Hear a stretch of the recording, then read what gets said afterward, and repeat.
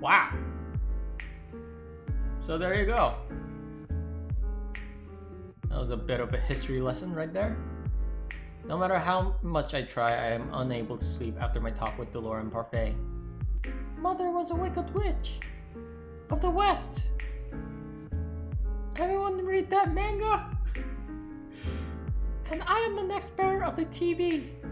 It all makes sense now. So many people hated me because they thought I would be just like Mother. I feel the weight of that truth crash down on me and it's suffocating. What am I supposed to do now? I turn to my side and bring my knees to my chest. How do I know what the truth is anymore? Suddenly, an idea occurs to me. There's one other person who might know the truth. Waltz. I wonder what he's doing. What do you mean what he's doing? He's recovering right now. I slip out of my room and make my way towards Waltz's. Wait, isn't he in Rumpel's room? Waltz is sound asleep. Oh, never mind. Waltz is sound asleep when I push the door to his room open. He looks so small on the bed. I pause to look at the hefty amount of herbs lying on the table. Those herbs. I remember Anise once told me that they will help with the pain. Rumpel and Anise have given Waltz a lot of them. Thoughts about the truth of my mother retreat to the back of my mind as I remember the encounter with Varg. Waltz would never have gotten hurt if it wasn't for me. My eyes begin to sting. It's okay. For the first time in years, I let my tears flow freely. I don't even know why I'm crying, I just find myself talking aloud. You said that crying doesn't make a person weak, but it certainly makes me feel that way. You're not weak, Princess. Aww. What? When did he wake up? You're the strongest person I know. Waltz's voice is soft, and his words are slurred. He's clearly under the influence of the medication he's been given, but he still continues to speak. Despite everything you've gone through, you're still standing on your own 2 feet. I can't lie anymore. I have only been pretending to be a strong person, but I cannot do this anymore, knowing that all this time, I've been living a life of lies. I'm questioning even my mother's affections now. Another dangerously gloomy thought hangs on the brink of my mind. If Mother didn't care about me, that means no one did at all. I do. I care about you, Seth. Waltz's voice begins to grow weak as his eyes flutter closed. You're tired, Waltz. You should sleep. Or Seth. His voice is slurred and slow, but hearing him say my name without the title somehow feels nostalgic. Please don't cry. Little star. Waltz closes his eyes, finally surrendering to sleep. I take a deep breath and leave his room, closing the door quietly behind me.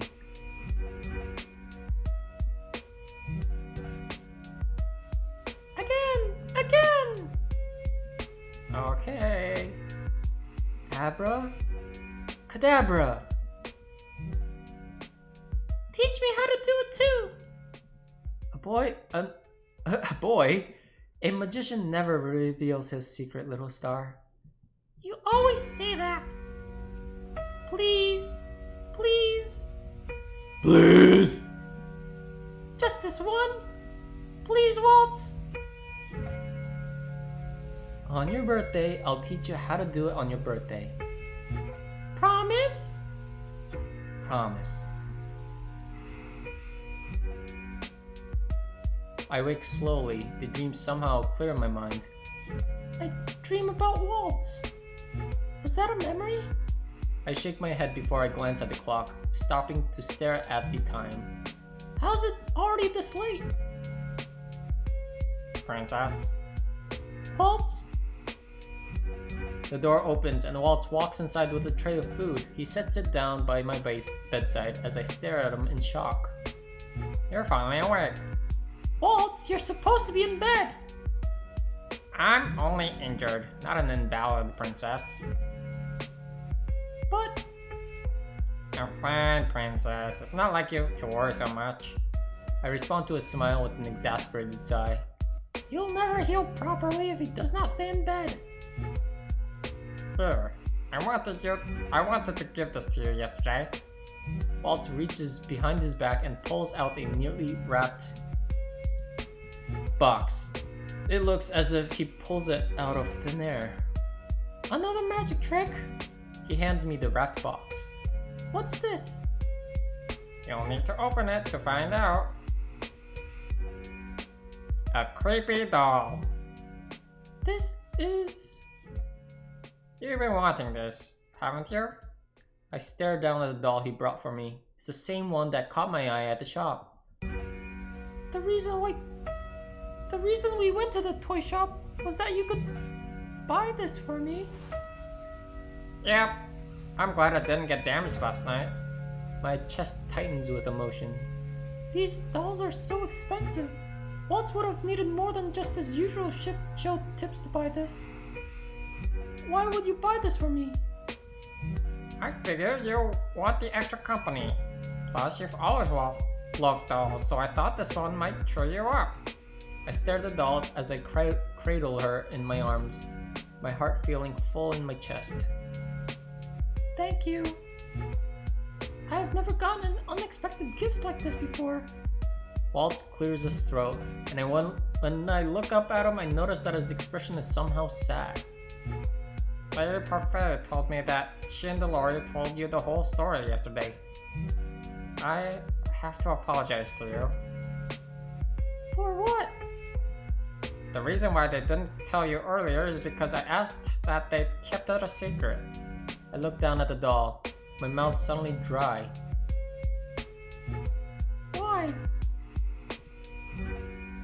Because I wanted you to enjoy having a normal life, even if it were just for a short time. Knowing the truth limits your freedom. I didn't want you to feel that pressure so soon.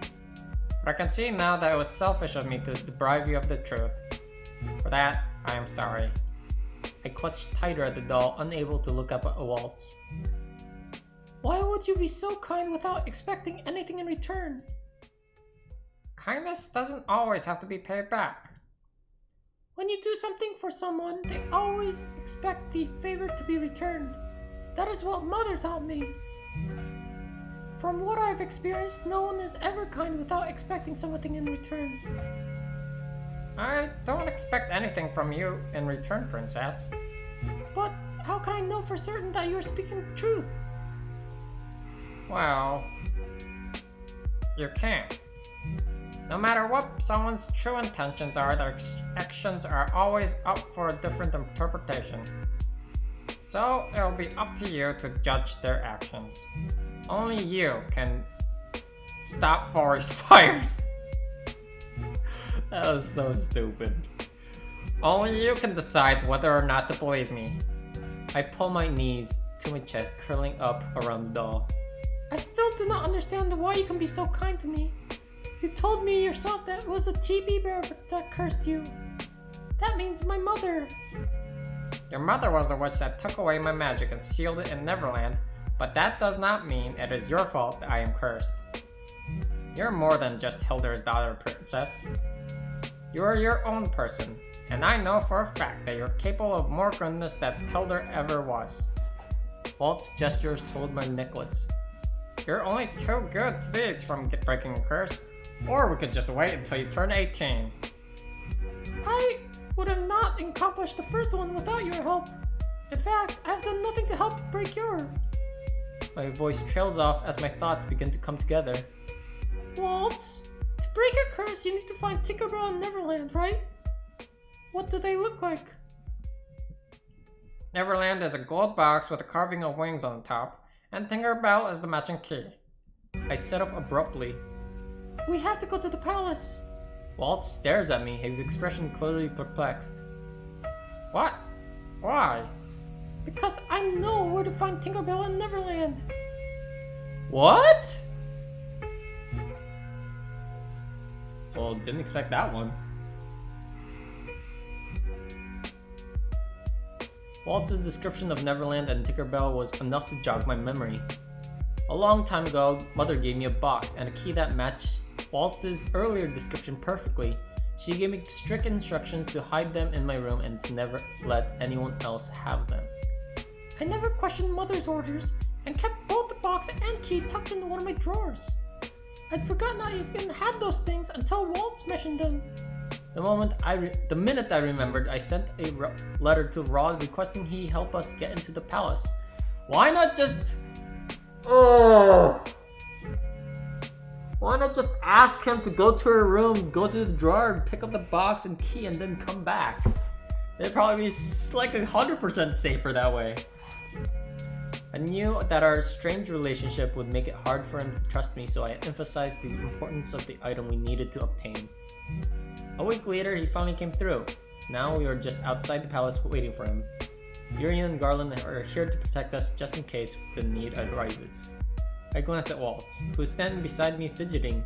He has been against me coming with him ever since he found out about my plans. He can't stop me. I refuse to be left behind. Like baggage. You still won't change your mind about this, princess. You know the situation with the witches? It's not safe for you to be here. It's not safe for me anywhere unless outside the Martian, and you know that.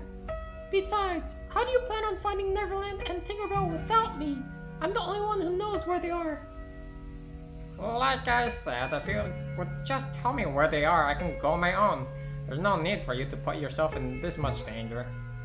I'm going, and you cannot stop me, Waltz. Because this is a terrible plan. Princess. I turned to face him fully. This is my choice, Waltz. I want to do this. For a moment, there's silence between us. As Waltz studies my expression, he eventually sighs and shakes his head. I should know by now that there's no changing your mind when you're determined to do something. Just promise to stay close to me, okay? I nod absently as I feel around my pocket for a small object, a vial that Parfait gave to me before Waltz and I left for the palace. She said that it should help us when the need arises. It's a shame that neither Parfait nor Dolores could be here due to their urgent meeting with the fairies. Yuri and Garland finally arrive with Rod. Ready? I can only nod in reply. Hopefully nothing will go wrong. And that's when we jinx ourselves.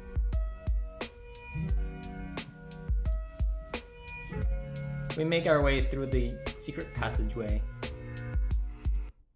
I've heard of this secret passageway from the king before, but this is the first time I've ever been here. They say that this was built as an escape route should the need to evacuate the royal family arise. Only the commander of the Order of Caldera and the king know about this place. Rod, how do you even know about this place? And how did you get a key? I thought that only the king and Sir Alcaster had copies. It was Lady Parfait that showed me the place and gave me the key. Can't leave the palace unattended under normal circumstances, so she suggested I go through here wherever I need to get to the Martian. Then, how is she able to get a copy of the key? You should ask her that yourself. Anyway, you haven't even told me what you needed for your room. It's an item that will break Waltz's curse. I see. Why did it take you so long to respond to my letter? The palace has been on high alert since last week. Why? Rod stops and looks at me. The hesitation is clear in his eyes.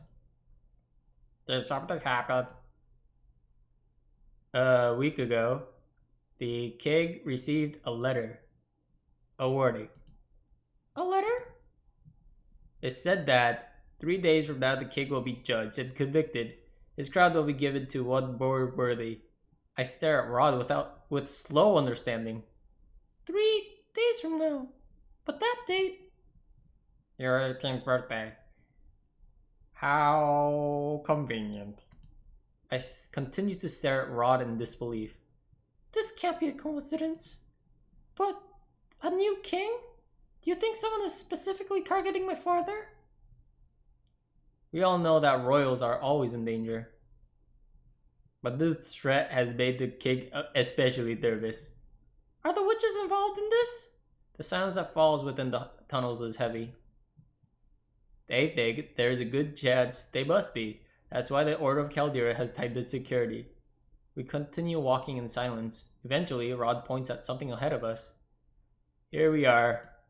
The dim light of the tunnel illuminates a rusty door that leads into the palace.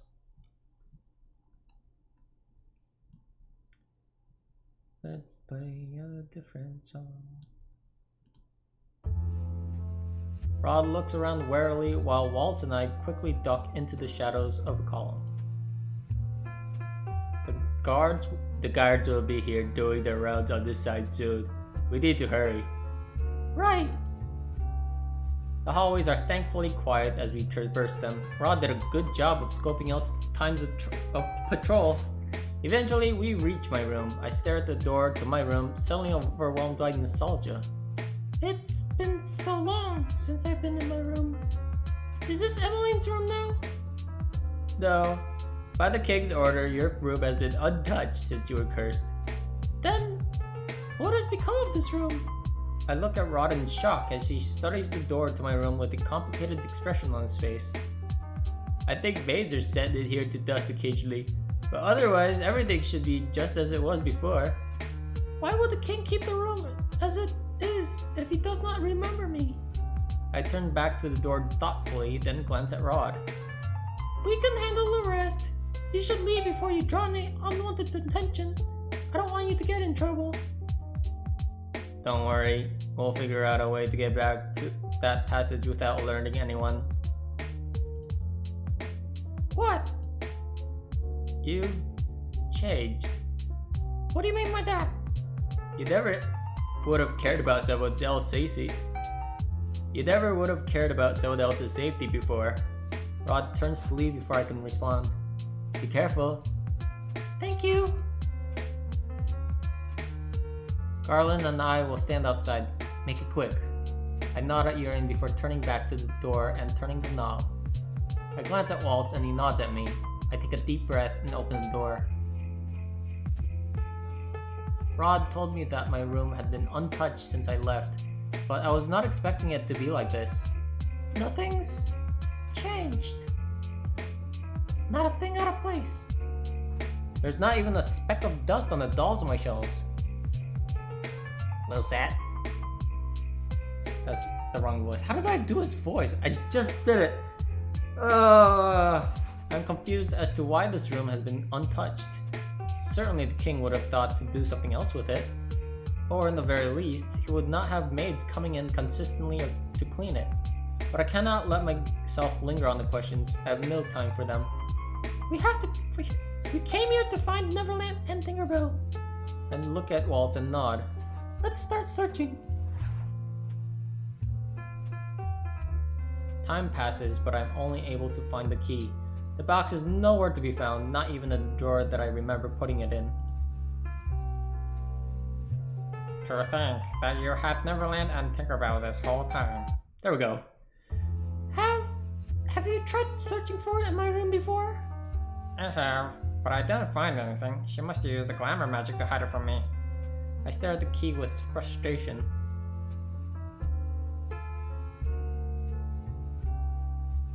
I don't understand. I'm sure it was here. Are you sure you didn't throw it away? No, I would never throw away such a beautiful box. Besides, I keep most of my things. They are all valuable to me, even if they are not outwardly beautiful. I wouldn't have believed you if I hadn't seen this. He leans down to pluck a puppet from one of my drawers. He holds it up with a smile and I feel my cheeks heat in embarrassment. Haha, that's so derpy. I never remembered to throw it out. Waltz gazes at me thoughtfully. That's the only reason. Well, I look at the puppet in his hands and find the truth spilling out of me. I was never able to put my finger on the why, but I always liked that puppet. A smile stretches across Waltz's face. You kept it, even though I did such a bad job of sewing. What? You made this? Yeah, you're the first puppet I ever made. Waltz turns the puppet in his hands, looking down on it fondly before his eyes meet mine. You know, you're the one who taught me how to sew in the first place, you know. What? I was the one who taught him how to sew? I stare at the puppet. I probably kept it because you made it. How cruel. Huh? Do you have any idea what you're doing to my poor heart? You seem perfectly fine to me. Walt shakes his head and sighs. Waltz? So dense. What? Walt is the smartest one out of the roots. I like him so much. The knob begins to turn. Waltz and I exchange glances before we both dart to different hiding places. I hide myself under the bed and he runs behind the curtains, which more easily conceals his smaller body. What? The king? What is he doing here? Yeah, that was my question. When the king steps inside, I notice that there is something in his hands. What? That's the box! But why does he have it? I look at Waltz and it gives me a small nod, affirming that it is indeed Neverland. Who's there? Show yourself now if you don't want to get hurt. The king unsheathes his sword. What should we do? I look at Waltz, who signals me to stay in place. He mouths something, and I think he might be saying that he means to find a way to get us out. Is Waltz going to sacrifice himself again? Will he be alright? Should I trust him?